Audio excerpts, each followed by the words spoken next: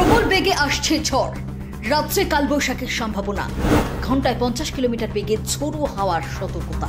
15টি জেলায় কমলা সতর্কতা জারি করেছে হাওয়া অফিস। কবে কতদিন ধরে বাংলায় ঝোড়ো হাওয়ার সঙ্গে বৃষ্টিপাত চলবে জেনে নিন। মার্চের প্রবল উষ্ণতায় নাজেহাল পরিস্থিতি। গরমে কাহিল বঙ্গবাসী।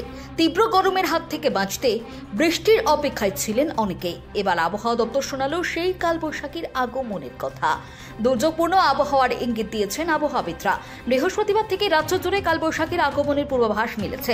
বিকাল থেকে দক্ষিণবঙ্গের প্রায় সব জেলাতেই বজ্রবিদ্যুৎ সহ ঝড় বৃষ্টি শুরু হওয়ার সম্ভাবনা তৈরি হয়েছে।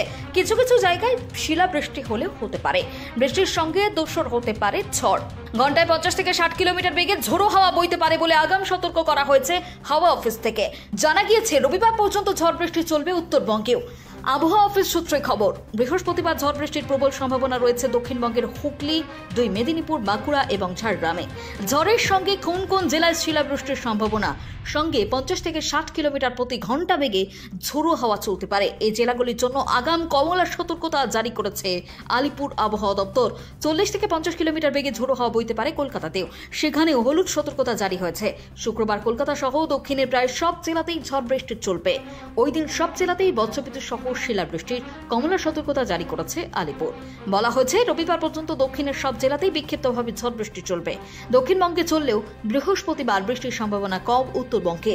এখানে শুক্রবার থেকে বজ্রবিদ্যুৎ সহ বৃষ্টিপাতের সম্ভাবনা রয়েছে। শুক্রবার এবং শনিবার উত্তরবঙ্গের সব জেলাতেই হালকা থেকে মাঝারি বৃষ্টি হবে। উত্তরের জেলাগুলিতে ওই দুদিনের জন্য হলুদ সতর্কতা জারি হয়েছে। বৃষ্টির পাশাপাশি ঝোড়ো হাওয়ার বেগ থাকতে পারে ঘন্টায় 30 থেকে 40 কিলোমিটার। শনিবার আরও দুর্যোগের সম্ভাবনা রয়েছে বলেও জানিয়েছে আবহাওয়াবিদরা। আবহাওয়াবিদদের মতে বঙ্গোপসাগর থেকে প্রচুর পরিমাণে জলীয় বাষ্প ঢোকার কারণে রাজ্যে কালবৈশাখীর অনুকূল পরিস্থিতি তৈরি হয়েছে। ঝোড়ো হাওয়ার কারণে এই সমুদ্র উত্তাল থাকতে পারে। তাই উপকূলে মৎস্যজীবীদের শুক্রবার পর্যন্ত তাদের সমুদ্রে যেতে নিষেধ করা হয়েছে। ঝড় বৃষ্টির কারণে আগামী কয়েকদিনে তাপমাত্রা কমতে শুরু করবে। মনে করা হচ্ছে এক ধাক্কায় 4 থেকে 5 ডিগ্রি সেলসিয়াস কমে যেতে পারে তাপমাত্রা।